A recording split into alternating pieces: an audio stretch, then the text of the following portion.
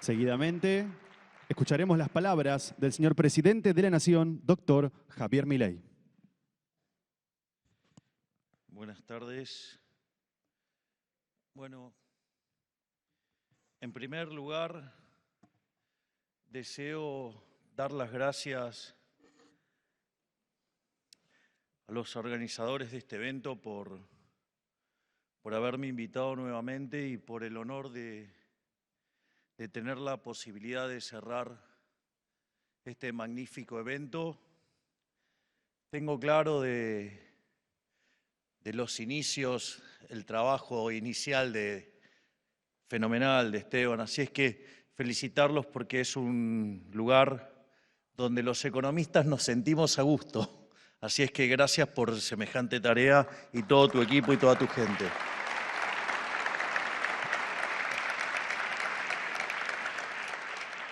Es decir, todavía me acuerdo de mi otra vida.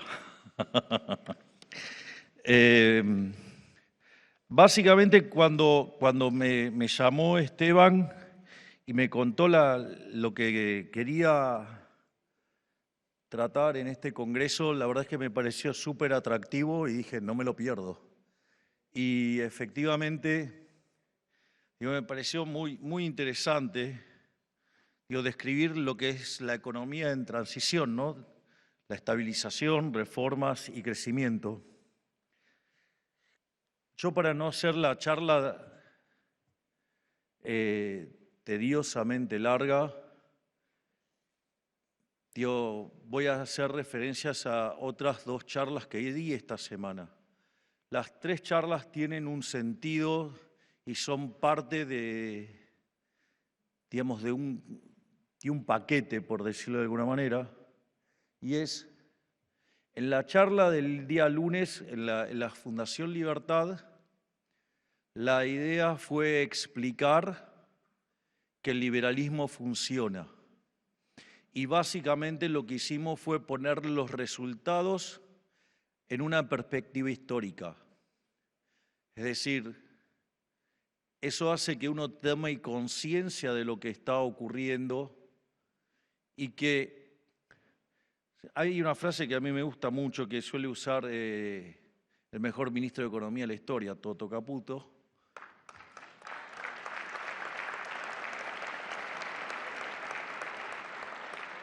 Cuando le dicen, bueno, esto yo ya lo vi. No, vos no lo viste nunca. Esto no pasó nunca en 123 años, salvo que tengas más de 120 y pico de años, seguramente no lo viste.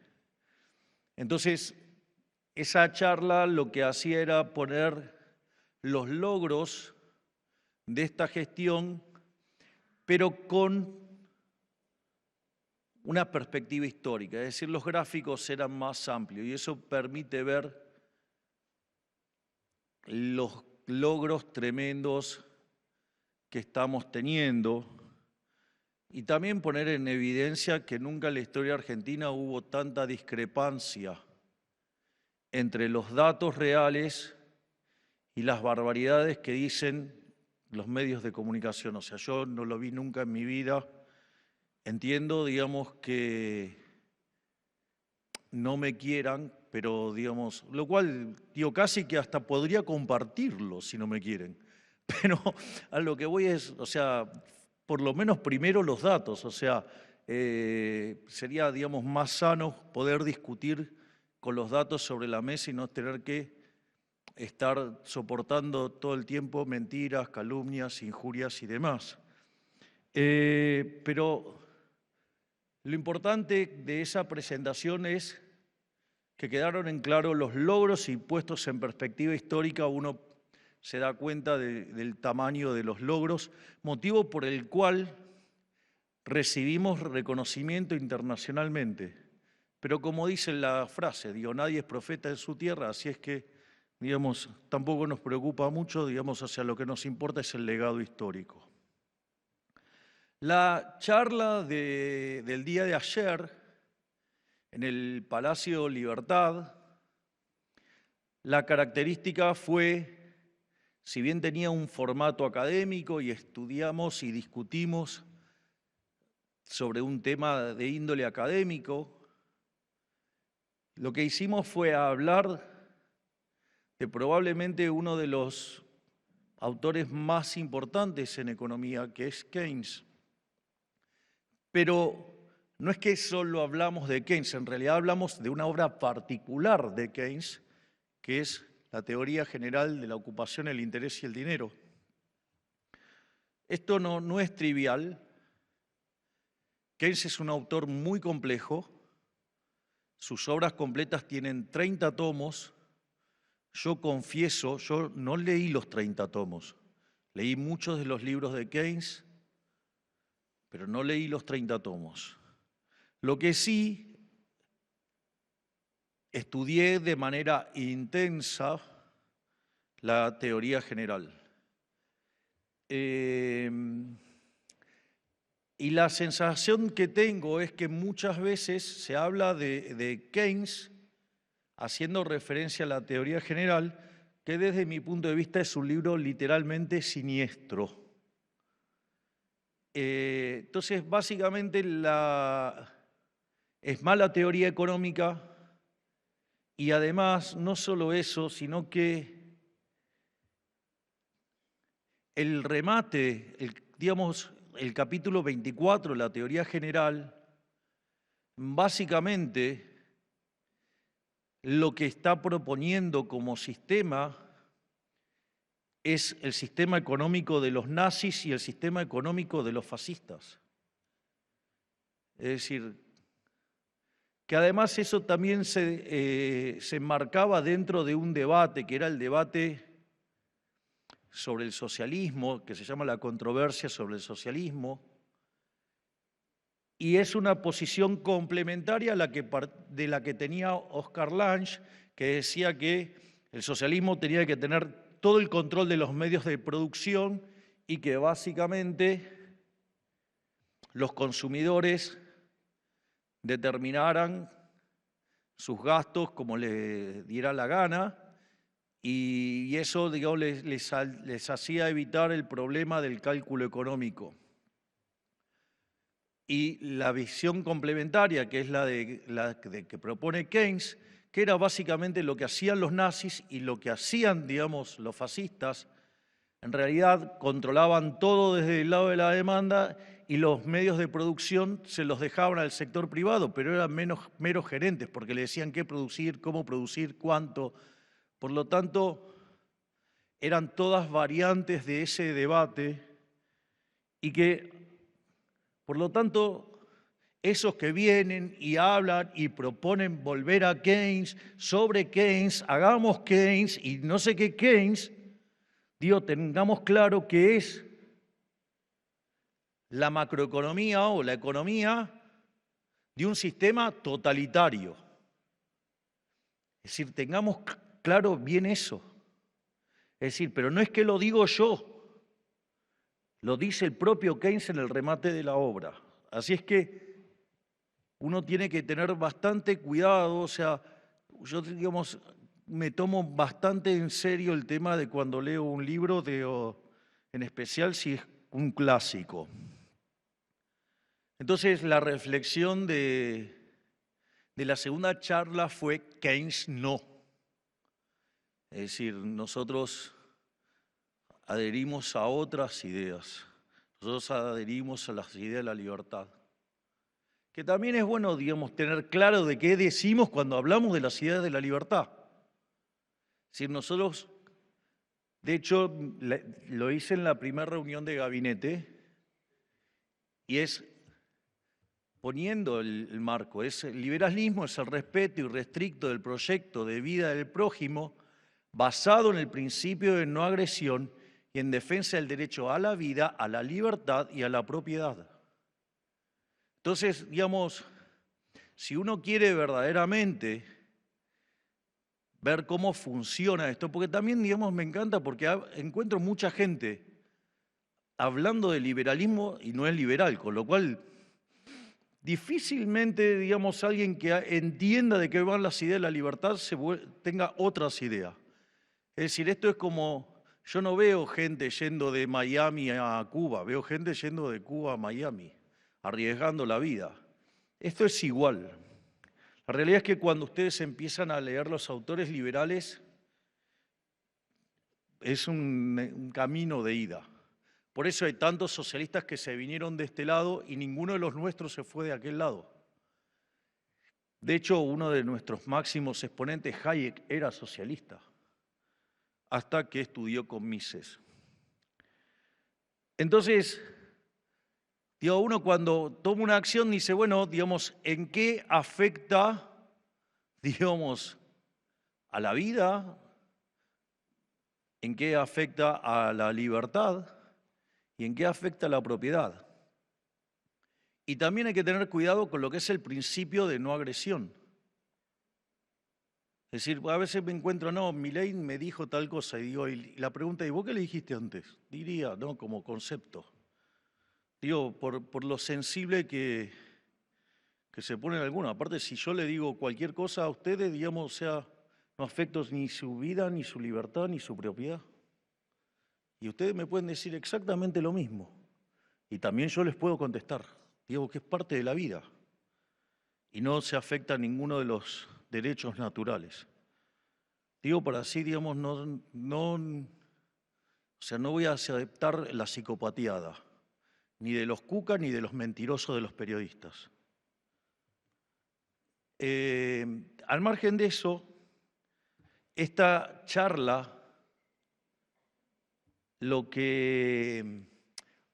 voy a rematar sobre este último grupo despreciable en un 95%, y es que hablan de mis respuestas y no dicen del montón de mentiras, calumnias, injurias y todo tipo de barbaridades que dijeron de mí, de mi familia, de mis hijitos de 4 patas, que dicho sea de paso, feliz día del animal, igual, digamos, acá hay muchos que son de 2 patas, así que, digamos, salvo que se crean parte del reino mineral o del reino vegetal, digamos, somos todos animales también. Así es que, digo, es increíble, porque el ser humano es tan arrogante que se cree que está en otra categoría. Y han dicho de todo tipo de barbaridad sobre mí. Digo, me han acusado de incestuoso, de zoofílico, de pedófilo, de todas cosas. Por lo tanto, creo que tengo derecho a defenderme. O el principio de no agresión, ¿ustedes creen que qué cosa es? Es decir, digamos, ustedes pueden contestar. No es que los periodistas pueden pegar y decir cualquier mentira y ustedes se la tienen que aguantar. Digo, y eso no afecta a la libertad de expresión. Y si creen que hay una cuestión de asimetría, digo, ¿en qué cosa les ejercí violencia? En ninguna. O sea, así que digo, por los llorones estos que están todo el día llorando, y si esa asimetría quiere decir que entonces ellos ejercían asimetría directa cuando yo no tenía cargo. Así es que bastante interesante, digamos, cómo miramos las ideas de la libertad. Dicho esto, la charla de hoy, que es el tercer elemento, tiene que ver sobre el crecimiento. Y por eso me gustó tanto el tema de lo que es transición, porque transición también requiere de entender qué entendemos por transición. Porque si no le damos un sentido a la palabra, me parece que no nos vamos a poner de acuerdo qué significa. Y esto también lo aclaro porque mi sensación es que la gran mayoría de los profesionales argentinos, o sea, economistas, suelen ser bastante brutos en términos dinámicos. O sea, entonces, por eso quiero, perder un tiempo o invertir un tiempo, según como quiera definirlo cada uno, en qué definimos transición. Si ustedes van a estar hablando de macroeconomía, es decir, economías de corto plazo, como puede ser, no sé, cualquier modelo de macro que ustedes hayan visto convencional, de los que se estudian regularmente, ya sea, digamos, el modelo de oferta y demanda agregada, digamos, con su parte del mercado de bienes y dinero, digamos, conocido como ISLM. Si ustedes quieren hablar del modelo de Patinkin o el que quieran, o el de Modigliani, el que ustedes quieran. Esos modelos son modelos estáticos. Es decir, el concepto de la transición tiene que ver con el concepto de estabilidad. Es decir, ustedes tienen un punto de equilibrio y es cómo van hacia ese punto. Es decir, es un concepto de estabilidad, es un concepto de, si ustedes sacan a la economía de ese punto, ¿cómo vuelve? O sea, ese es, digamos, por lo tanto, cuando uno habla de transición y está con un modelo macro, que es un modelo de corto plazo, tiene que ver con esta cuestión de la coyuntura y, digamos, la búsqueda de ese equilibrio. Ahora es muy distinto si lo que se discute es una cuestión de largo plazo. Y de hecho el título, por eso me resultó tan atractivo, es que tiene que ver con el crecimiento. Entonces estamos discutiendo de largo plazo, es un problema de largo plazo. Ahora, entonces, ¿cómo se define transición? Bueno, depende del tipo de modelo que tengamos en la cabeza. Entonces, ustedes tienen, si, yo lo voy a hacer así muy grosero, digamos, dos familias de modelos. Tienen modelos donde el estado estacionario está fijo. Por más que sea un modelo de crecimiento, el estado estacionario está fijo. Ejemplo, el modelo de Solow es un modelo que tiene el estado estacionario fijo. ¿Por qué? Porque tiende a un stock de capital per cápita y ese stock de capital per cápita determina el producto per cápita. Es decir, si toman la economía en el agregado, se mueve a la tasa de crecimiento de la población. Pero al margen de eso, el equilibrio definido en términos de stock de capital per cápita es un número que está fijo. Entonces ustedes tienen definida una condición inicial y tienen una condición de estado estacionario. Y la transición en este caso vendría a ser lo que se denomina en la teoría del crecimiento convergencia. Entonces, si la diferencia, por ejemplo, entre Estados Unidos y la Argentina fuera una cuestión del stock de capital per cápita, Argentina parte de un stock de capital per cápita menor y va a converger hacia ese stock de capital per cápita de largo plazo, si se dan las características de que el ahorro per cápita supera la necesidad de inversión que sostiene el stock de capital per cápita, que es la suma de la amortización más el crecimiento de la población, eso multiplicado por el stock de capital per cápita.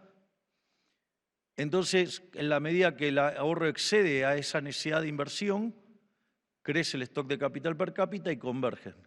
Entonces uno debería estudiar la transición en ese movimiento, qué es lo que vendría a ser en ese modelo.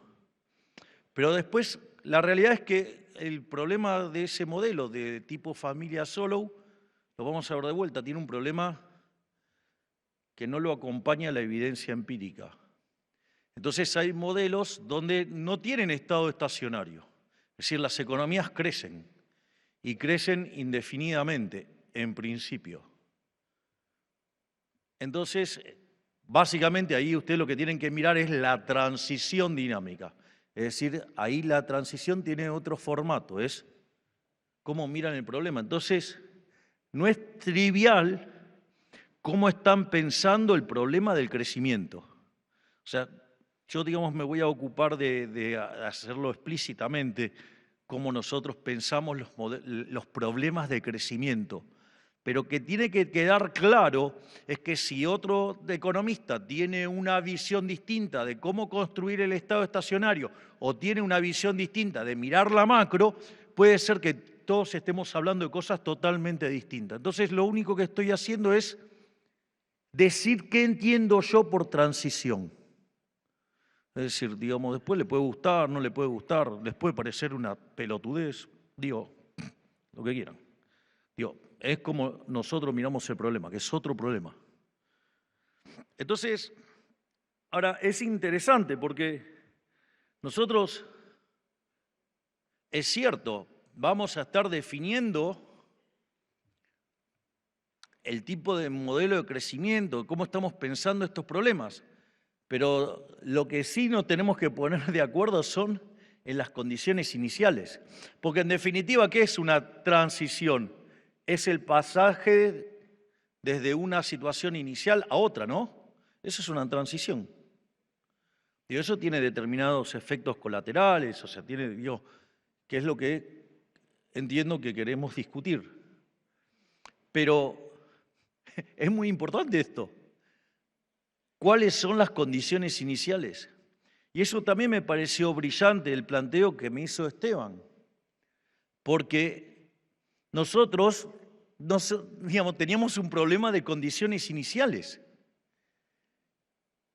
Es decir, y Argentina requería claramente de un programa de estabilización. Por eso me pareció muy bien que la primera palabra fuera estabilización. Es decir, claramente la economía argentina tenía un problema grande. La economía argentina no crecía desde el año 2011 en adelante. El PBI per cápita en ese trayecto cayó 13%. No solo eso, o 15%, digamos, no me recuerdo bien el número exacto. Además, nosotros cuando llegamos la tasa de inflación viajaba al 1,5% diario. Teníamos 4 bases monetarias venciendo un día, teníamos deuda en pesos por 10 bases monetarias venciendo en 30 días, teníamos el acuerdo del fondo caído, teníamos reservas internacionales netas negativas por 12.000 millones de dólares, cuando teníamos controles de precios, controles de capitales, brecha del 200%, y cuando, digamos, ustedes, las tarifas solamente representaban el 20% del costo, claramente esa economía tenía un desequilibrio enorme. Además, empezaban a entrar los rezagos de haber emitido 28 puntos del PBI, digamos, 13 en el último año, digamos, control de capitales, un sobrante monetario que era el doble del que había previo al Rodrigazo. Claramente era una economía a punto de explotar, digamos, cuando de hecho sinceramos, la pobreza saltó en la frecuencia mensual a 57%.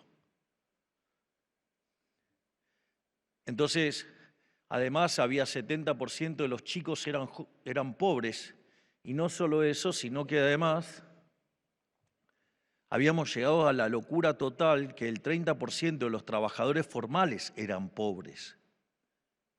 Y que si esa bomba explotaba, claramente eso nos llevaba a hacer Cuba con una etapa intermedia en Venezuela. Eso era lo que había. Claramente nosotros lo primero que tuvimos que hacer es estabilizar la economía.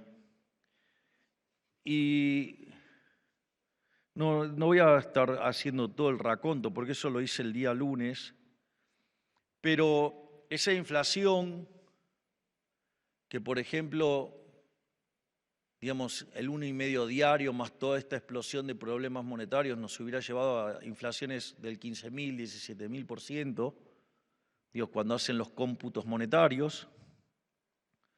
Digamos, hoy es 31, 33. Digo, ok, no quieren comprar el contrafáctico, no lo compren. La tasa de inflación, digamos, que entregó el gobierno anterior, digamos, fue 211 y con la trayectoria que llevaba, digamos, llegó a tocar 300. Entonces la clave fue cortar con la emisión monetaria, que fue un ajuste fiscal de 5 puntos en el Tesoro y 10 en el Banco Central. Y además hicimos todo esto respetando los contratos, o sea, no se, por ejemplo, ni se defaultió, ni se hizo un plan Bonex, ni se hizo un reperfilamiento, ni nada. Se honraron las deudas, se respetó el derecho de propiedad a rajatabla. Digo, porque eso hubiera sido más fácil para estabilizar. Si ustedes revientan los activos a los tenedores de activos, hubiera sido mucho más fácil. nosotros decidimos un camino más largo, pero respetando el derecho de propiedad. Y además lo hicimos sin subir impuestos, lo hicimos bajando impuestos, porque además somos el único gobierno que bajó 2,5 puntos del PBI en impuestos. Es decir, entre impuestos que eliminamos o que bajamos, eliminamos y bajamos 20 impuestos. Es decir, eso no lo vieron nunca tampoco. Pero al margen de eso, ¿qué es lo importante para el crecimiento? Lo primero es haber evitado la hiperinflación, haber comenzado un descenso sostenido de la inflación, pese, al ataque especulativo que sufrimos en la segunda parte del año pasado. ¿Eso por qué es importante? Porque en realidad la inflación es al sistema de precios lo mismo que el ruido a la comunicación. Si yo en este momento, cuando estoy hablando, no sé, a partir de ahí, de acá del escenario para allá, aparece una montaña de ruido, una pared de ruido, yo puedo ser muy bueno explicando y ustedes no me van a entender básicamente porque está el ruido en el medio. Consecuentemente, eso es la inflación, distorsiona el funcionamiento del sistema de precios y no permite hacer una buena asignación de recursos, con lo cual es fundamental bajar la inflación para que funcione mejor el sistema de precios. Y entonces se produce una mejora en la asignación de recursos. Es decir, entonces ahora se toman decisiones que tienen más sentido. Pero también, con la inflación hay una cuestión moral, que es un robo, y por ende, hay que exterminarla porque está mal, porque es un robo. La segunda cuestión no menor es el tema de haber achicado el déficit fiscal. De hecho, lo eliminamos en el primer mes, a los 6 meses terminamos con el cuasi fiscal, y esto es importante en 2 líneas, porque esto significa que aumentó el ahorro de la economía desde el lado del sector público. Y las consecuencias son 2. Una es que todos esos fondos que el Estado tomaba y que estaba haciendo crowding out respecto al sector privado, eso permite que el crédito privado al sector privado no financiero, de ser 3, 4 puntos del PBI, hoy sea 12. Sigue siendo un número raquítico, sí, sin lugar a dudas, pero antes no había ni eso. Es decir, no estamos de vuelta, nadie acá está diciendo que estamos en Suiza. O sea, nosotros en realidad queremos ser mejores que Suiza, pero tengamos en cuenta de dónde venimos. No solo eso, con lo cual ese ahorro, ahora que va a financiar el sector privado, puede financiar consumo, puede financiar inversión. Ese es uno de los efectos. Y eso claramente, si impacta en la inversión, claramente eso lo que va a hacer es generar crecimiento. Lo otro que puede hacer, y que efectivamente hace, la verdad es que cuando nosotros ganamos la elección, el riesgo país estaba en torno a los 3.000 puntos básicos. Hoy está en 550. Eso hace que el costo de oportunidad del capital baje. Si el costo de oportunidad del capital baja, la posibilidad de crear valor aumenta, porque básicamente crear valor depende esencialmente del retorno real respecto del costo de oportunidad. Entonces, si yo estoy bajando el costo de oportunidad porque estoy bajando el riesgo país, consecuentemente la tasa de interés es más baja, por ende, la posibilidad de crear valor es más alta. Es decir, es más, en una economía que se ha consumido el capital durante 20 años de manera grosera, lo que vendría a ser el valor del Producto Marginal del Capital, si lo quieren poner en términos financieros, el ROIC, y si quieren ir a versiones más antiguas, el ROA. Saben que el ROA no es tan preciso como el ROIC, es mejor medida. Es decir, cuando ustedes miran el EVA, en el fondo, el Key Value Driver del EVA es el diferencial entre el ROIC y el WACC. Y eso es lo que, multiplicado por los activos o sobre el capital invertido le va a dar lo que están creando de valor. Por lo tanto, haber bajado el riesgo país, digamos, están bajando el WACC de la economía y consecuentemente eso abre la posibilidad de hacer proyectos de inversión. Obviamente que aquellos que entren primero van a capturar retornos más altos, obvio, si es una economía que se comió el capital. Pero no solo eso, sino que además esta situación hizo que, si miramos el PBI, digamos, medido por el EMAE desestacionalizado, desde que nosotros llegamos, está 8% arriba, y cuando corrija lo que pasó en febrero, que tiene que ver con, hubo una pérdida de días hábiles de 3 días, o sea, de vuelta vamos a volver a los máximos históricos. Consecuentemente, desde que este gobierno llegó haciendo el ajuste más grande de la historia de la humanidad, porque metimos 15 puntos de ajuste, eso, digamos, implicó devolverle a los argentinos 100.000 millones de dólares. Por eso también es cierto, digamos, que la pobreza cayó al 28% y sacamos 14 millones de personas en la pobreza. Eso es eso, digamos, el ajuste no es recesivo ni genera pobres si el ajuste recae en quien tiene que recaer, que es en el sector público. Hoy, el tamaño del sector público en términos de PBI es uno de los más bajos, digo, por lo menos de este siglo, porque está en 15%, y si corrigieran el desastre previsional que causó la presidiaria, seguramente estaríamos para competir con niveles mucho más bajos a niveles históricos. Es decir, le devolvimos a los argentinos 100.000 millones de dólares.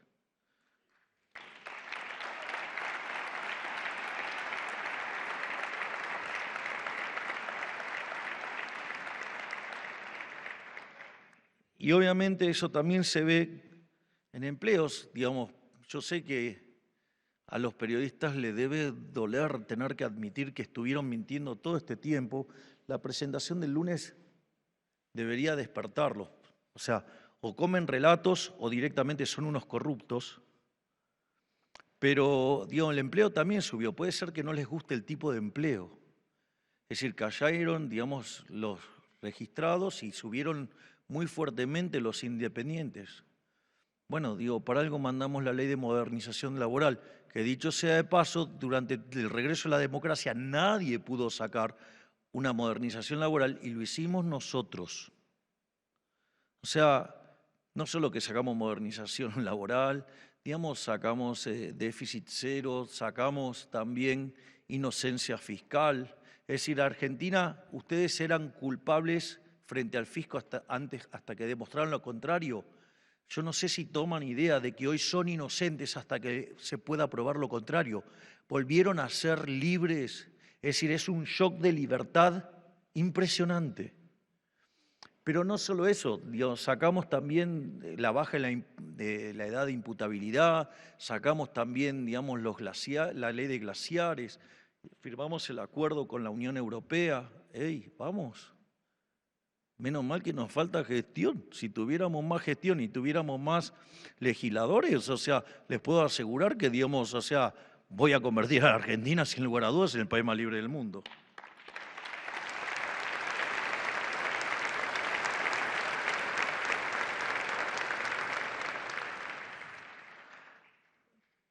Pero, con lo cual,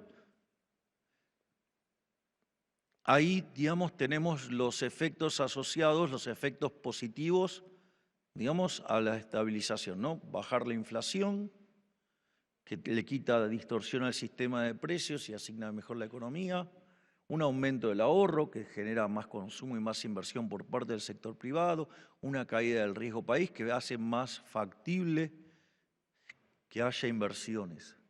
Es decir, esos son los efectos de la estabilización, es decir, la estabilización es un elemento crucial para poder empezar a crecer. Entonces, acabamos de definir las condiciones iniciales. Bueno, ahora tenemos que ver a dónde queremos ir. Entonces, también tenemos que pensar en qué familia de modelos vamos a estar mirando. Recuerden que yo les dije que había dos familias de modelos. Había una familia que tenía un estado estacionario, fijo, digamos en términos de PBI per cápita y en términos de stock de capital per cápita, y había otros que no. Entonces, les mencioné que el modelo estándar, el modelo de crecimiento estándar, que es el modelo Solow-Swan, básicamente ese modelo tiene algunas cosas interesantes y tiene otras cosas que no. Pero la parte más triste y fea del modelo de Solow, si bien tiene algo muy lindo que es la descripción de la convergencia, aunque digamos no especifica digamos cómo es la cuestión de la convergencia, porque básicamente, pero eso digamos la historia ustedes la pueden llenar. Es decir, cómo es que de repente, no sé, tenía un stock de capital per cápita muy bajo y ustedes entonces hablan de retornos, de costo de oportunidad y entonces llegan. Es un poquito más complejo. Créanme que es un poquito más complejo. Pero pueden tener una explicación. Hay una explicación que a mí me gusta mucho, que es la hipótesis de Hayek sobre el mercado, que es un proceso de descubrimiento, y la diferencia entre un país que ya está desarrollado frente a uno que está en camino a hacerlo, es que básicamente descubrieron muchísimos más productos. ¿Sí? Y tienen más productos. De hecho, la característica, si ustedes miran la economía americana, tienen muchísimos más productos que nosotros. Esto es una cosa muy interesante, porque ya las descubrieron. Lo único que nosotros tenemos que hacer es saber copiar. Entonces, si copiamos, digo, seguramente digamos, vamos a poder viajar mucho más rápido y llegar más rápido que lo que tardó Estados Unidos en ser de Estados Unidos.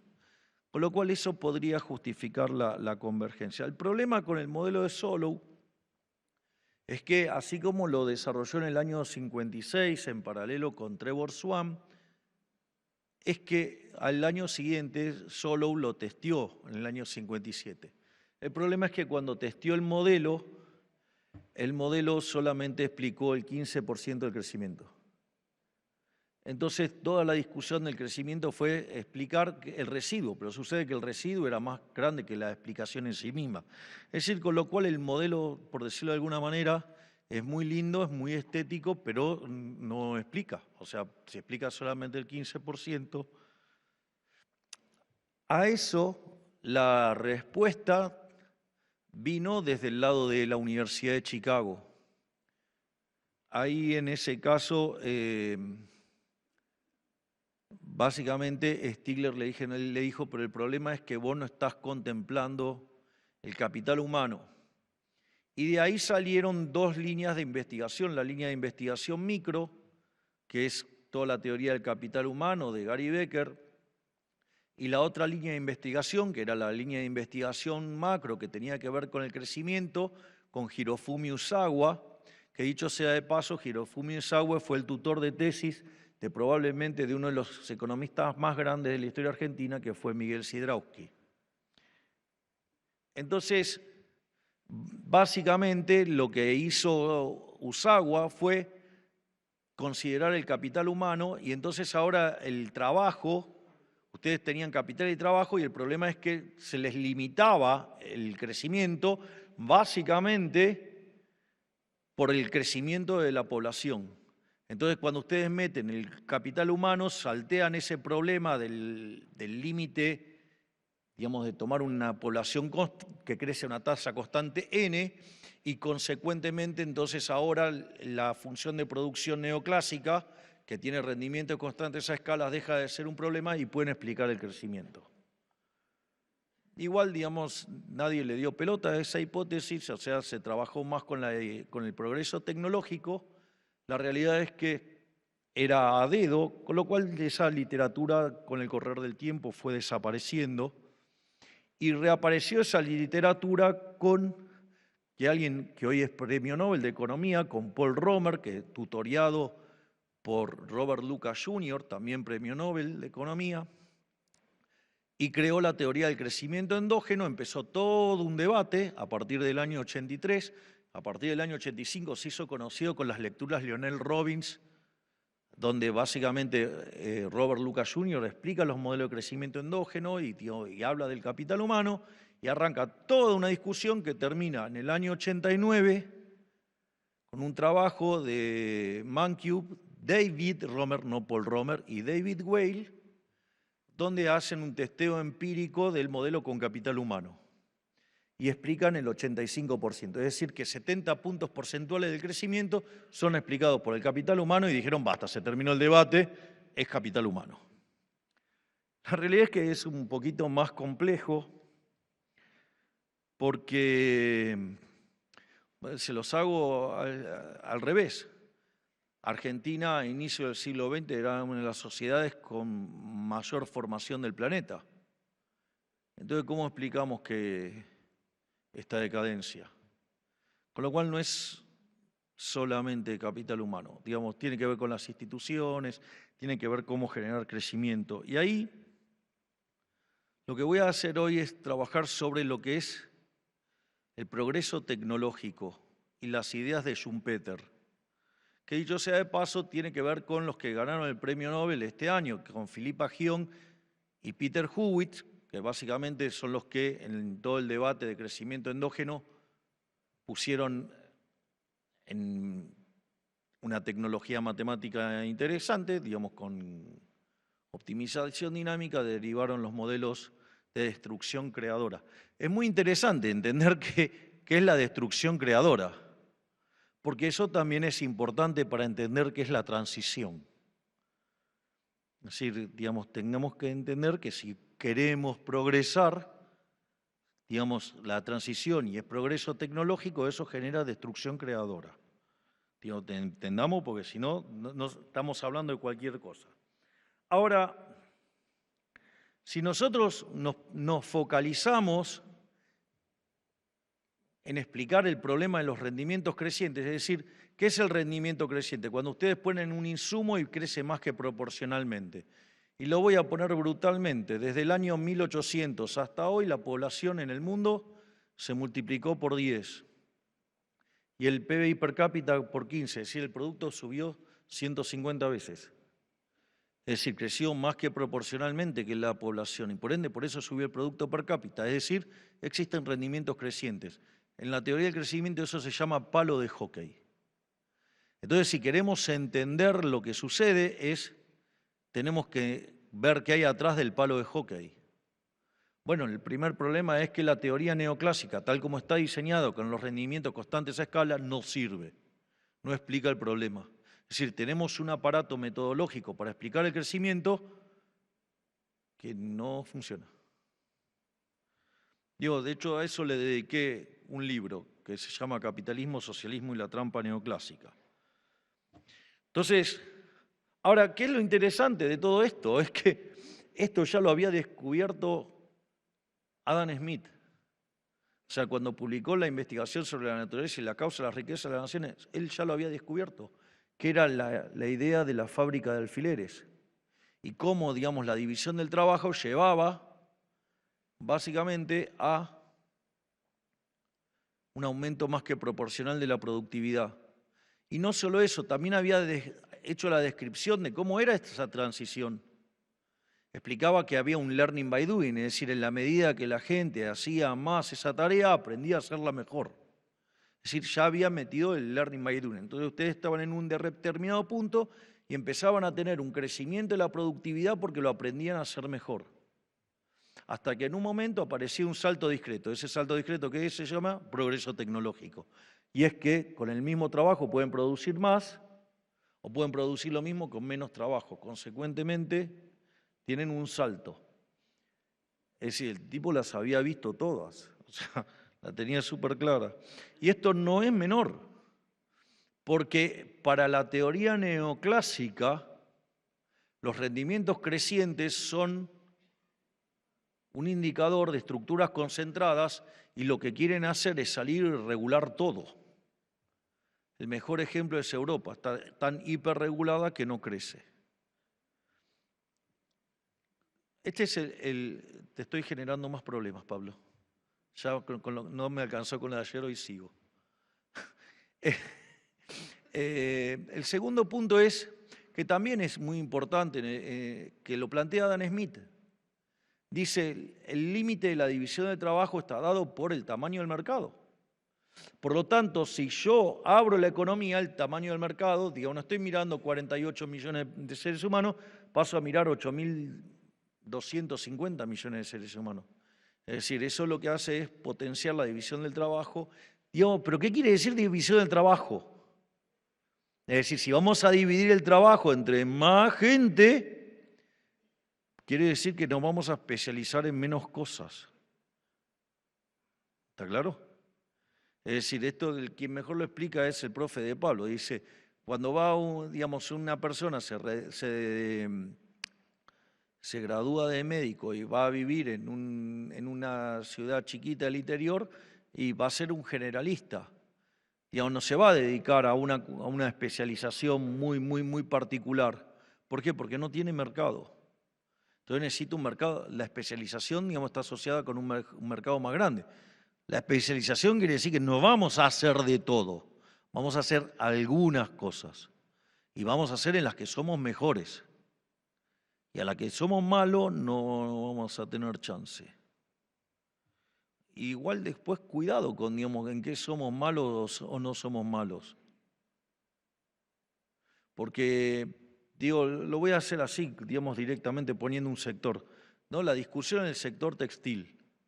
No, bueno, no podemos competir contra China. Sin embargo, Italia tiene salarios más altos que nosotros y sin embargo tiene industria textil. ¿Cómo es eso? Compiten por diseño. Es decir, de vuelta, los autos,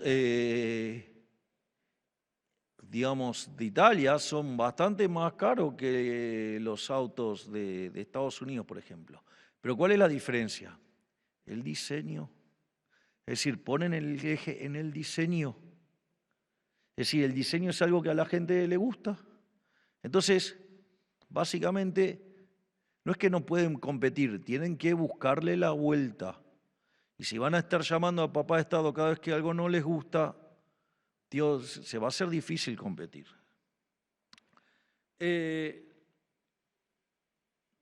Por lo tanto, digamos, también está incluido el tema de la apertura.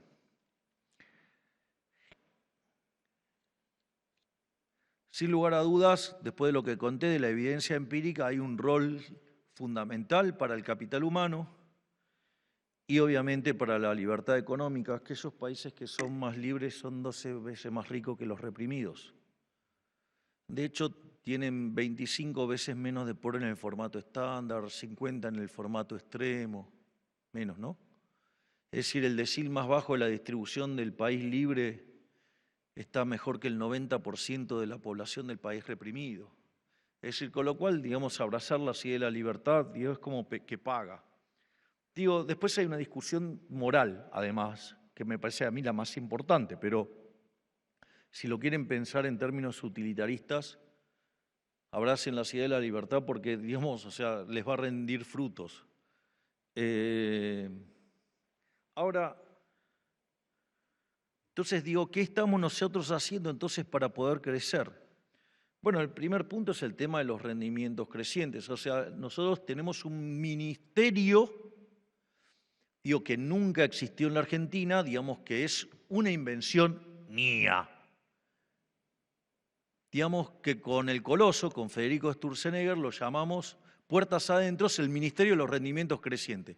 Pero como tenemos claro que ponerle ese nombre hubiera sido muy nerd, entonces le pusimos Ministerio de Desregulación. Entonces la pregunta es, bueno, digamos, ¿qué hicieron? Bueno, hicimos más de 15.000 desregulaciones a lo largo del periodo que llevamos en el gobierno. Somos el gobierno más reformista, no solo de la historia argentina, de la historia de la humanidad. Nunca nadie hizo tanto en tan poco tiempo. Digo, sacamos a un ritmo de 17 regulaciones por día. Es decir, casi que les diría que si duermen 7 horas, cuando terminemos esta charla, quizás sacamos 1 o 2 regulaciones. ¿Se dan cuenta? Entonces dice, ¿dónde se ve? Mire, se ve muy fácil. Argentina, por ejemplo, en el último año saltó 40 puestos en términos de libertad económica. Estábamos en una situación hiperreprimida, que estábamos con Venezuela y demás situaciones casi innombrables. Bueno, hoy estamos muchísimo mejor. Nunca un país hizo un avance tan grande en tan poco tiempo, salvo aquellos países que sufrieron una catástrofe, digo, tipo una guerra o algo, y tuvieron que reestructurarse totalmente, y eso les permitió pegar un salto de esas magnitudes. Es decir, si ustedes miran la experiencia de bajar 30 puntos el gasto público, hay 5 experiencias en la historia, pero 4 tienen que ver con salida de la guerra. O sea, los únicos que lo hicimos sin salir de una guerra fuimos nosotros. Imagínense si además le sumamos el ajuste del Banco Central, la monstruosidad, digamos, que hicimos. Y a diferencia de todos los que decían que iba a salir mal, que nos íbamos a hundir en la Gran Depresión, no, la economía creció casi 10%, cuando una economía que venía creciendo a lo largo del último siglo 1% por año. Nosotros crecimos 10 en 2. Sacamos 14 millones de personas de la pobreza. Me parece que el manual a unos cuantos se les quemó y no quieren hacer. A veces entiendo que es difícil tomar la pérdida de capital. Miren, yo les voy a contar una experiencia personal. En el año 2014, si no me equivoco, me compré un libro. No, el libro me lo compré después. Me dieron, yo estaba con este tema, los rendimientos crecientes, estaba totalmente atacado, porque la pregunta era, ¿cómo puede ser que si el mundo en los últimos 250 años sacó 90% de la población de la pobreza, si lo tomo con $1 diario, después esa medida se ajustó para que se pudiera decir otra cosa, pero ¿cómo puede decir, y si la contracara, el palo de hockey es un monopolio, y los monopolios o la estructura concentrada para los neoclásicos son malos, digo, algo tiene que estar mal? No puede ser que esto que generó que tantas millones de seres humanos hayan mejorado su condición de vida, ¿cómo puede ser que para la teoría económica eso sea malo? Y ahí, digamos, me leí un artículo de Murray y Newton Rothbard que se llama Monopolio y Competencia, y la realidad es que después de 3 horas de leer ese artículo de 140 hojas, que es una belleza, dije, todo lo que estuve enseñando durante 20 y pico de años de estructura de mercado está mal. ¿Qué sé yo? Yo tomé la pérdida de capital, a mí no me hizo problema. Mi compromiso es con la verdad, no con, digamos, o sea, que estudié y tengo que defenderlo porque, digamos, no sé qué cosa. De hecho, miren, yo les voy a decir desde mi punto de vista cuál es la máxima virtud que tiene Toto como ministro de Economía. Yo lo he hablado con él. Primero, digamos, tengamos en cuenta que el quilombo que teníamos 2/3 era financiero, con lo cual necesitaba alguien que entendiera mucho de finanzas. Pero lo más maravilloso que tiene Toto como ministro de Economía es su experiencia, digamos, manejando mesas de trading. No se puede enamorar de ninguna teoría estúpida de ningún analista, porque si perdía plata lo volaban por los aires. Por eso, digamos, trabajó en las mejores instituciones del mundo, trabajó, digamos, en JP Morgan, trabajó, digamos, en Deutsche Bank y trabajó, digamos, para BlackRock. O sea, el tipo es un gigante, o sea, y sabe tomar decisiones y no se enamora de ninguna pelotudez. Si funciona bien y si no funciona, ¡pum!, tiro en la cabeza, lo ejecuta. Sí, no, o sea, el tipo no se equivoca. O sea, eso es brillante. Es decir, nosotros no tenemos, digamos, tiempo ni margen para equivocarnos. Hay 48 millones de personas del otro lado. O sea, acá, digo, no me importa, digamos, un problema de derivada 25. Digo, ¿funciona o no funciona? Si no funciona, se tira y vamos por donde funciona. O sea, digo, a los argentinos de bien no les importa, digamos, el signo de la derivada, por decirlo de alguna manera, ex ante.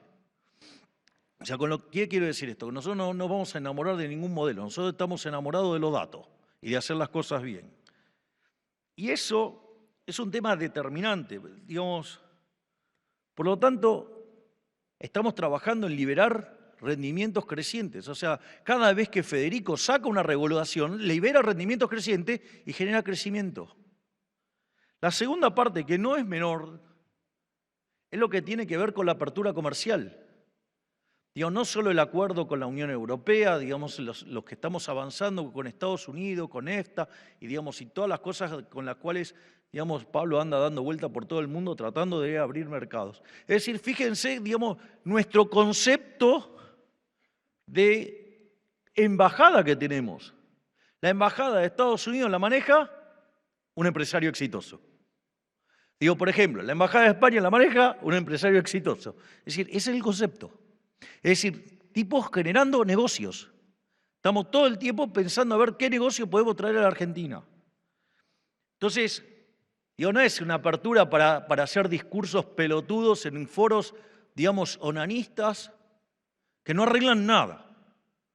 No, nosotros nos pusieron acá para arreglar problemas. ¿A qué nos dedicamos a arreglar problemas? La apertura genera crecimiento, vamos a abrir. Tío, Argentina es el país, dado su ingreso, el país más cerrado del mundo. Si Argentina tendría que tener una apertura, una apertura comercial de 93% el coeficiente de apertura. Es 30. Muchachos, ¿de qué apertura indiscriminada estamos hablando? Digo, esto, digamos, o sea, es una fortaleza, digamos, que no puede pasar nadie. O sea, bueno, eso no puede ser, porque eso lo pagan los argentinos con una menor calidad de vida. El otro elemento es lo que estamos haciendo en materia de política fiscal.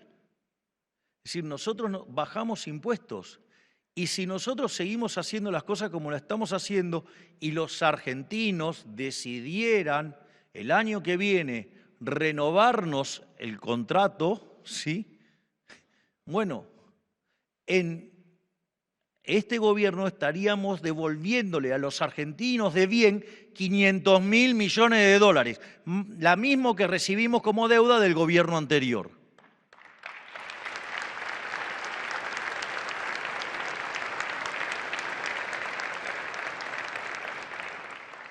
Pero no solo eso.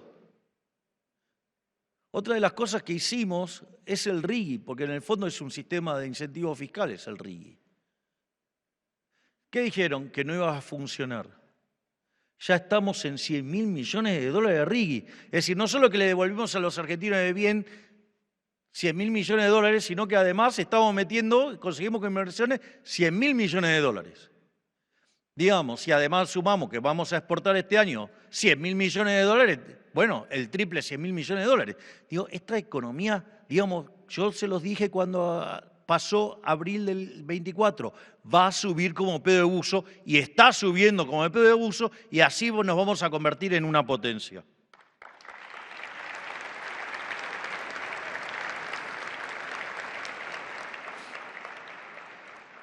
Y el otro aspecto, si dijimos que tenía tanto peso empírico, digamos, ¿qué estamos haciendo en capital humano? Bueno, en principio, la otra gran invención mía en este gobierno fue el Ministerio de Capital Humano. Es decir, dejamos de tener desarrollo social, no sé qué otros nombres patéticos tenían antes. Se podría llamar también el Ministerio Gary Becker, pero se llama Capital Humano. Nos pareció que era un poquito fuerte ponerle Ministerio Gary Becker. Pero, ahora, ¿qué es lo importante? Es el cambio de concepto.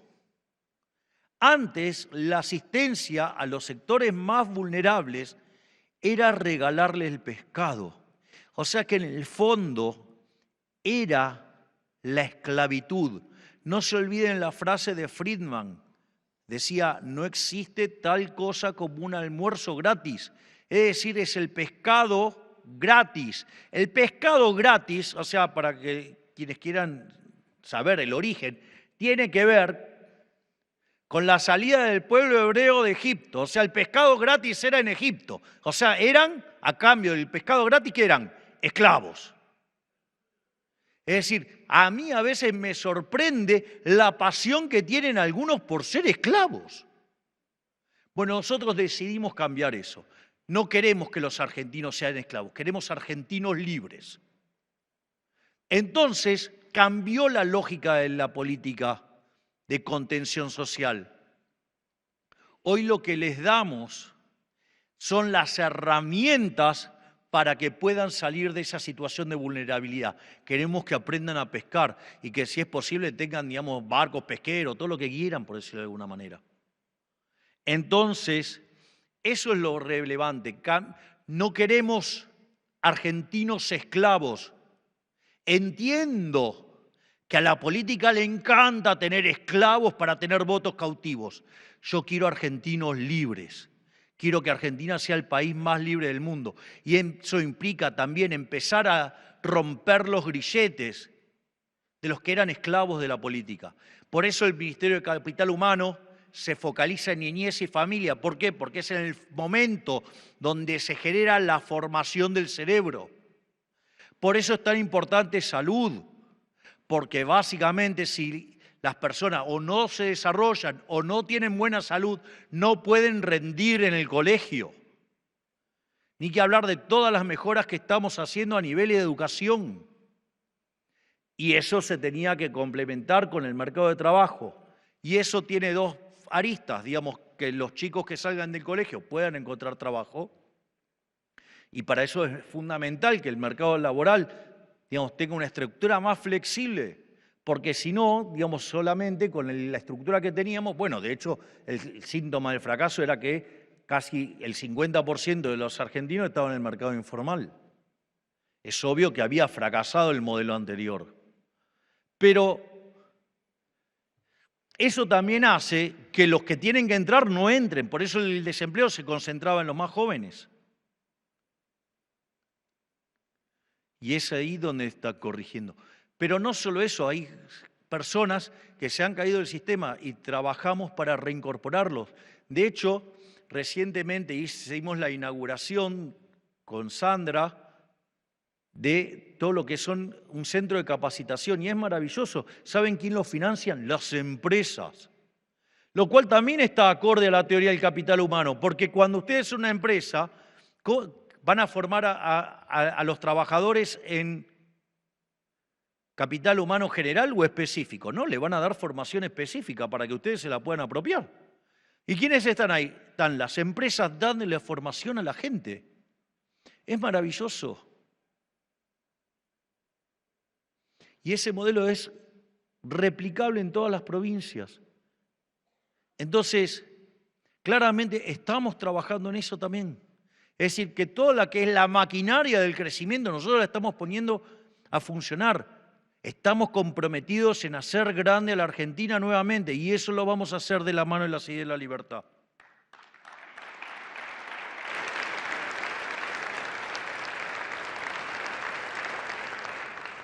Ahora, definí la situación inicial y definí lo que nos gustaría como sociedad, cómo queremos o pensamos de cómo debería ser el camino, digamos, a un país próspero. Pero, digo, todo pareciera que estoy escapando al debate de la transición. Pero como soy Milei, no le corro el culo a la jeringa y que voy a contestar ahora sobre transición. Entonces, ahora, la transición, digamos, la podemos definir de dos maneras o en dos sentidos. Una es una transición con la economía en estado estacionario, es decir, una economía que no cambia. Entonces, ¿qué pasaría en una economía que no cambia y, digamos, a qué llamaríamos transición en ese caso? Sería una cuestión de reasignación de recursos, no es ni más ni menos de eso. A ver, nosotros cada vez que estamos desregulando, ¿qué es lo que pasa? Están cambiando los precios relativos. Si ustedes tienen los precios relativos cambiando, ¿qué pretenden? ¿Que la asignación de recursos sea la misma? Yo entiendo que muchos no han estudiado equilibrio general, pero es como contraintuitivo de que cambien los precios relativos y que no cambie la asignación de recursos. Me parece que lo normal sería entender que si cambian los precios relativos, la asignación de recursos cambie. ¿Qué quiere decir que cambie la asignación de recursos? Que hay sectores que les va a ir mejor y hay otros que les va a ir peor. Eso quiere decir. Dicho esto, lo voy a hacer con un shock transitorio. Digo, shock transitorio, la pandemia. Sí, la gente, digamos, está hiperasustada. Uno de los mecanismos para combatirla era tener barbijos. Y entonces hay algunos productos que se dejaron de mandar y otros que se pasaron a demandar mucho, que eran los barbijos. Es decir, que hubo un cambio en la composición de demanda, ¿eso está claro? Digo, no, ahí no hay crecimiento, nada, o sea, porque aparte el mundo quedó como frisado, ¿no? En esa situación. Bueno, pero hubo un cambio en la composición de la demanda. Entonces, si hubo un cambio en la composición de la demanda que llevó a que aumentara la demanda de barbijos y cayó la demanda de otras cosas, lo lógico es que suba el precio de los barbijos y que el de los otros bienes caiga, ¿no? Y eso, digamos, genera una señal al sistema que dice que hay que sacar los recursos de donde la gente no está demandando eso y llevarlos al otro sector. Digo, parece bastante evidente. Bueno, esto no es un tema menor. Porque no faltó el imbécil que quiso dijo, no, pero está subiendo el precio de los barbijos en este momento tan difícil. Regulemos el precio de los barbijos. Al hacer eso, ¿qué es lo que hizo? Mató gente. Porque si ustedes dejaban que el precio subiera, la economía hubiera llevado los recursos hacia ahí y hubiera habido muchísimos más barbijos. Si había más barbijos, se moría menos gente. Con lo cual, esa estupidez de querer controlar ese precio, lo que generó es vidas humanas que se perdieron. En ese caso es bastante, digamos, ponerse de espalda al análisis económico es caro. Casi que no es medible, porque no lo es. Ni aunque esos hijos de puta terminen presos por un delito de lesa humanidad, porque no le van a devolver el ser querido que perdieron ahí. Ese es un caso, que eso es transitorio. Otro caso puede ser que también, digamos, en steady state, pero digamos que sea permanente. Digo, eso se lo puede decir, por ejemplo, a una empresa, digamos, vinculada al tabaco, digamos, vinculada al vino, digamos, porque están cambiando los hábitos de las personas. Por eso me gustó tanto un ejemplo que hizo Salvador Di Stéfano, que me pareció brillante. Dice, bueno, ahora se nos dio a todos por comer huevos. Entonces comemos huevos revueltos, comemos huevos de no sé qué cosa, huevos poché, digamos, o omelets, lo que fuera, pero le ponemos huevos a todo. Bueno, digo, salvo un imbécil, digo, que hace periodismo, digo, porque no le debe ir bien como psicólogo, dijo, no, bueno, pero los americanos son muy tontos en la forma en que comen. No es el que están creyendo que yo estoy hablando, no estoy hablando el de la televisión, estoy hablando el de la radio. El otro, digo, uno más boludo todavía, por decirlo de alguna manera. Y mucho más zurdo. Entonces, digo, pero no entienden la naturaleza del ejemplo. Digo, por eso, esto es lo que decía Hayek, era genial. Dice, si los socialistas supieran de economía no serían socialistas. O como decía Mises, el conocimiento en economía lleva al liberalismo. Entonces, bueno, por eso es zurdo, ¿no? Digamos, porque dice, o sea, y además ser zurdo además tiene que ver con toda una serie de cuestiones humanas horribles que implica ser envidioso, resentido. Digo, eso es un zurdo, o sea, básicamente un tipo resentido.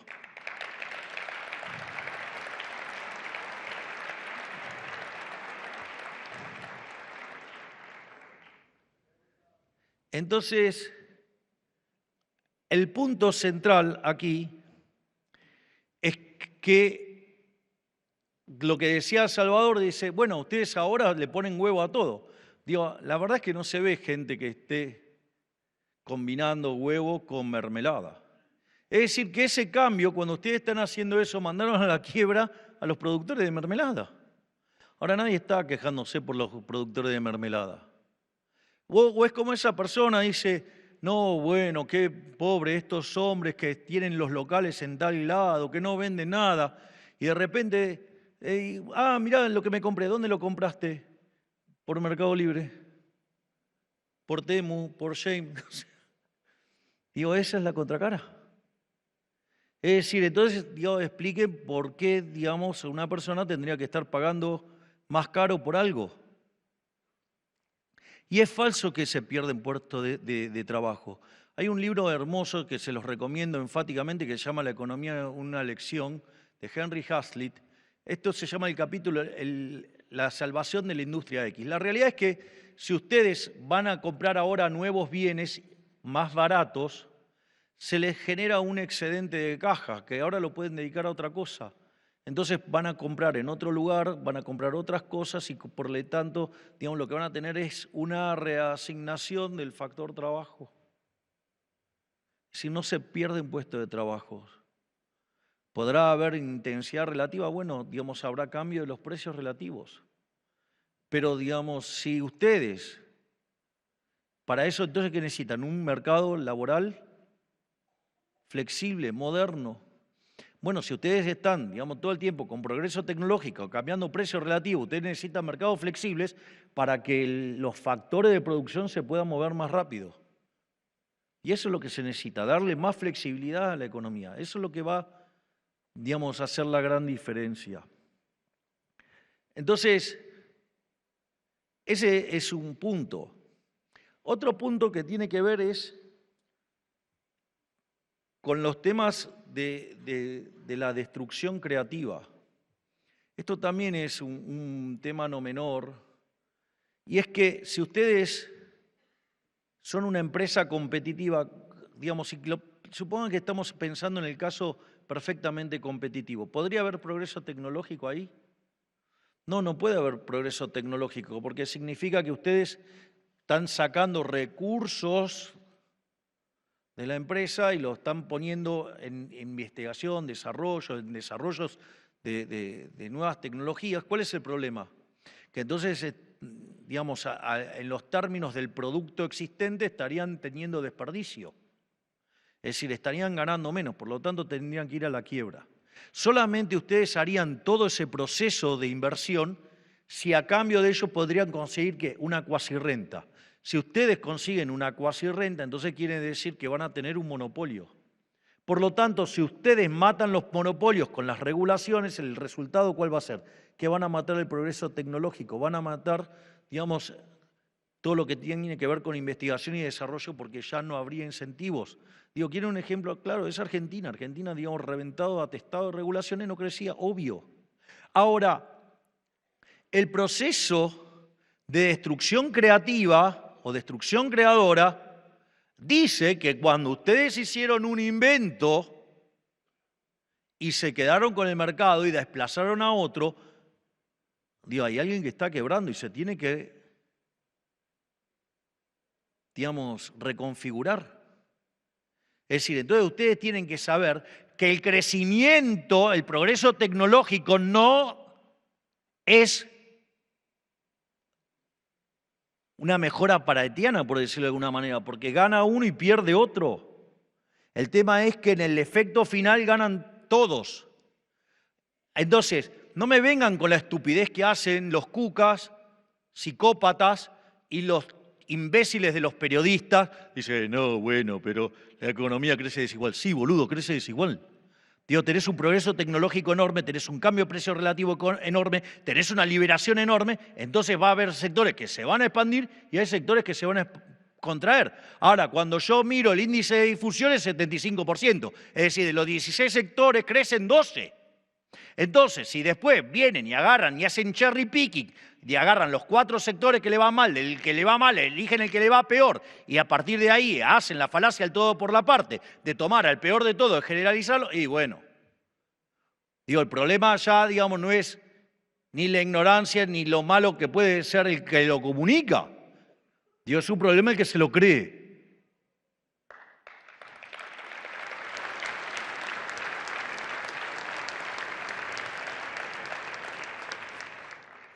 Entonces, estas cosas, digamos, uno tiene que entender que van a pasar. Digamos, y deberíamos estar felices por lo que está pasando en la cordillera. por lo que está pasando en la minería, que tiene que ver con el litio, que tiene que ver con la plata, que tiene que ver con el cobre. Los chilenos exportan 60.000 millones de dólares, nosotros 5.000. Digo, ¿no les parece que hay algo mal? Si hiciéramos lo mismo que los chilenos, en la cordillera de los Andes tendríamos 1 millón de puestos de trabajo.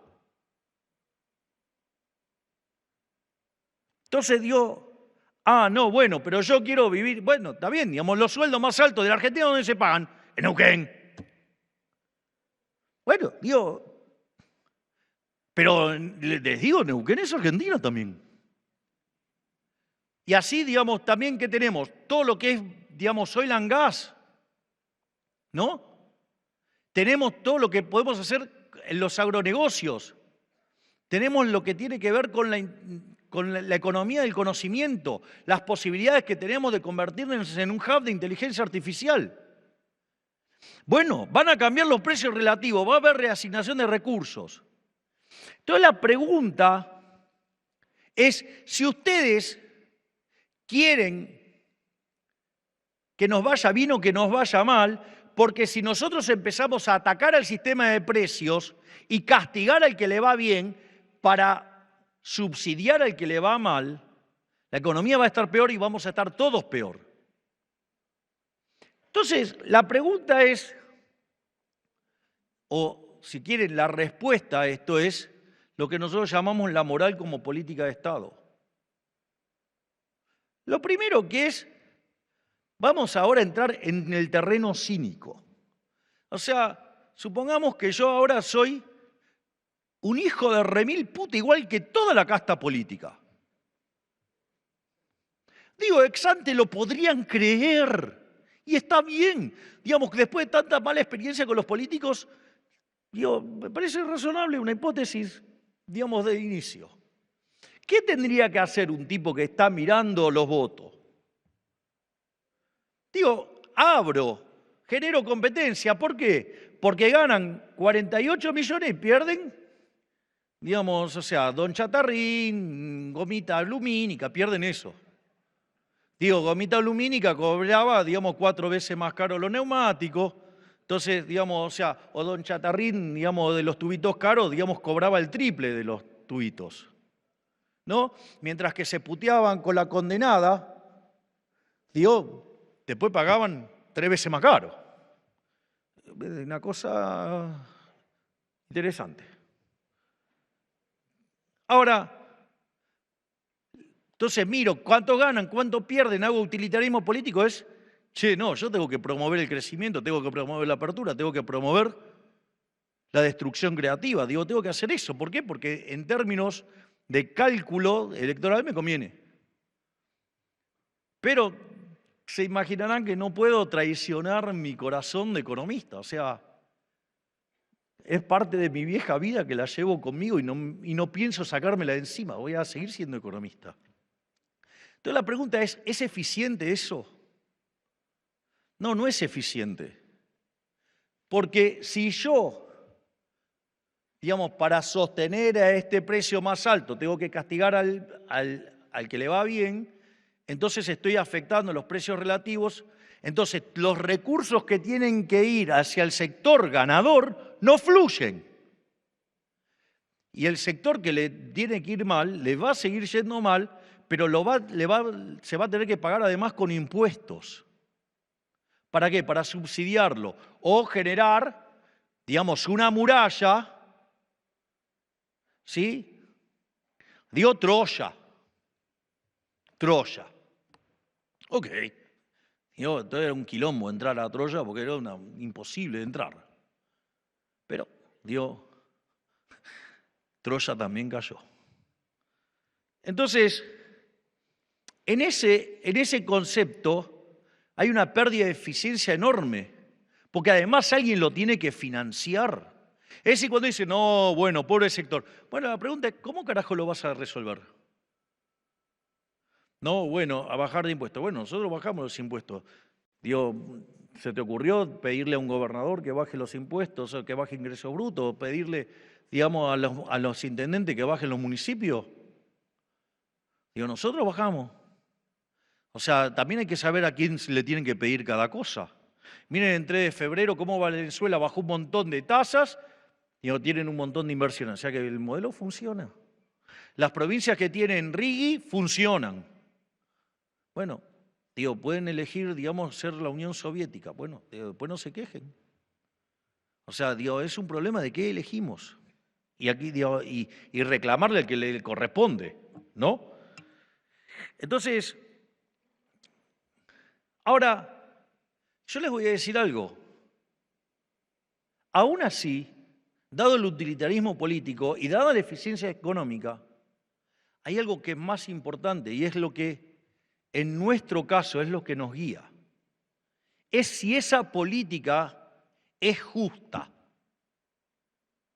Entonces la pregunta es, ok, yo tengo que salvar al sector X y para eso entonces voy a reventarle la cabeza a impuestos al sector Y y entonces, digamos, salvo el sector X porque, digamos, me parece que hay que salvarlo. O sea, entonces no solo que pierde eficiencia económica, no solo que en términos, la verdad, que de bienestar de la gente estamos peor, con lo cual tarde o temprano va a costar los votos, o sea, con lo cual la pregunta es, ¿está bien hacer eso? Digo, ¿cuántos están a favor del robo? ¿Cuántos están a favor del trato desigual frente a la ley? Entonces, esa es la clave. Si una política que ustedes implementan es injusta, digamos, van a tener problemas en la sociedad porque se dan cuenta que son injustas, van a pegar negativamente en la eficiencia y además van a ir para atrás en términos de utilitarismo político. Entonces, cuando ustedes, la ética y moral está alineado con la eficiencia y está alineado con el utilitarismo político, la sociedad va a progresar. Cuando ustedes se preocupen por recolectar votos, eso va a terminar para el culo. Es decir, la justicia social termina mal. Sí, la justicia social es mágica en términos de voto. Porque yo tengo 5 tipos, uno tiene 500, los otros tienen 0, le saco 400 al que tiene 500, quedan todos y los reparto igualitariamente y no hay filtraciones. Entonces todos quedan con 100. ¿Saben qué? Voy a una elección, gano. Ganó con el 80%. Ahora, digo, alguien que va a invertir no invierte. ¿Por qué? Porque dice, no, porque si yo gano plata, entonces me van a castigar y me van a sacar lo que gané. Y, digamos, y el que va a laburar dice, no, yo no laburo porque básicamente me van a robar el fruto de mi trabajo y se lo van a dar al que labura. Entonces nadie labura, nadie invierte, nadie hace nada, digamos, la economía se derrumba. Pero esa política se cae por sobre todas las cosas porque es injusta. Y es por eso que nosotros hacemos tanto foco en la moral como política de Estado. Entonces, la transición, ustedes están teniendo cambio tecnológico y están teniendo liberación de rendimientos crecientes, tienen cambio de precio relativo, va a haber reasignación de recursos. Va a haber sectores que le va a ir mejor y hay sectores que le va a ir peor. Los que les va peor, si no se adaptan, quiebran. Es decir, Gomita Lumínica dijo, no, si no caso en el zoológico me voy.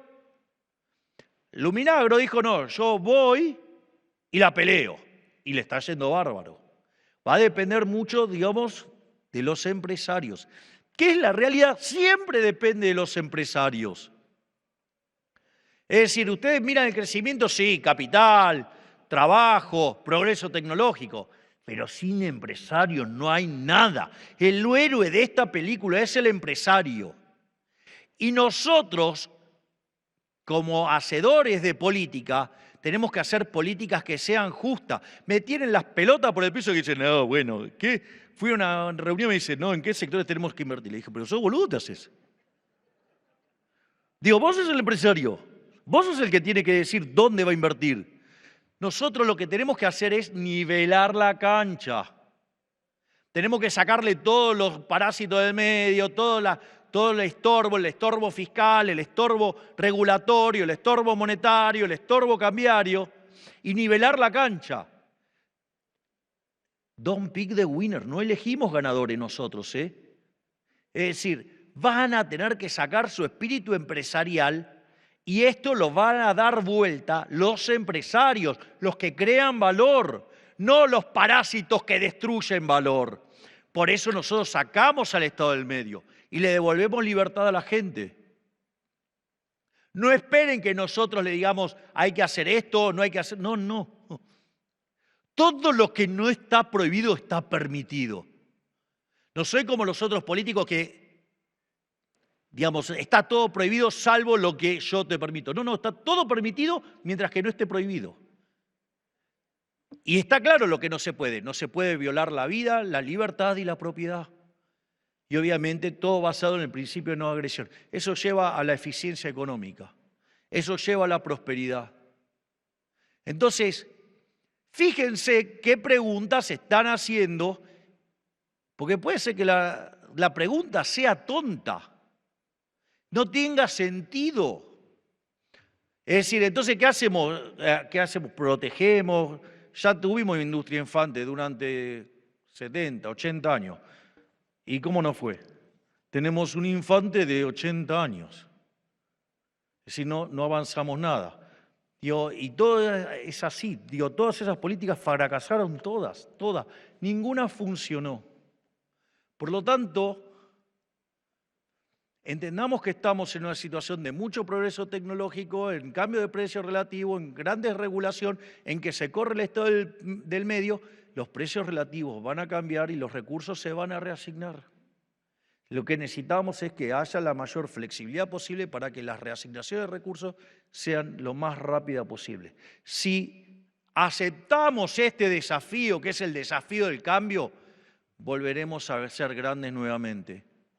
Si no tenemos los cojones para enfrentar el cambio, nos vamos a convertir en la mierda que nos llevaba el kirchnerismo. Que Dios los bendiga a todos, que la fuerza del cielo nos acompañe y viva la libertad, carajo.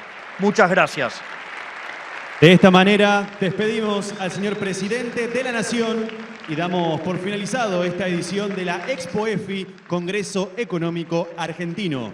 A todos, muchas gracias.